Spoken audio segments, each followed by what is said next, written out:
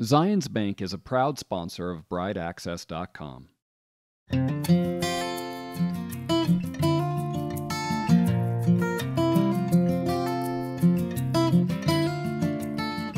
Hello, this is Jerry at Mardell Photography and Design, and I'm here with BrideAccess to give you a tip on wedding photography. For our tip today, we're going to go through questions to ask your photographer to make sure you get the best photographer you possibly can for your wedding. First, how long have you been in business? This is extremely important because you don't want to be the experiment of the photographer. Second, do you have any examples of a complete wedding coverage? Just about anybody can get one or two great images from a wedding, but can they put together a complete wedding coverage for you? Third, do you carry backup equipment? And is that backup equipment of the same quality as their original equipment? You know, when it comes to equipment, it's not a matter of if it'll fail, it's a matter of when. This is why it's so important. They always have quality backup equipment. Next is, will you be dressed in a professional manner? You don't want your photographer to be the center of attention because he shows up in a t-shirt and jeans.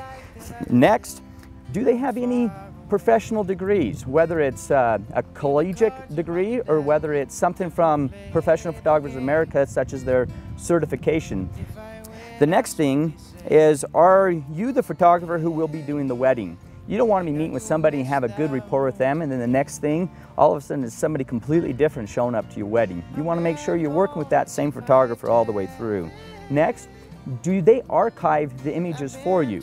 And how long are these images archived? Even if you have a CD of all the images, it's nice to know that you have that backup somewhere else. Next is, how long before I can see my wedding day images? The last thing you want is you're real excited about the whole wedding day, but it's 4 or 5 months before you're able to see your wedding day images. Find out how long that photographer is going to take to get you their final images.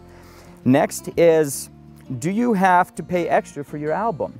The album really is your best archive for your wedding. You know, find out how much, if they're going to charge you more for the album, how much it's going to be, and per page, and make sure you see a sample of that album. What will your final album look like? This is extremely important because, once again, that album is what it's all about. That's your best archive.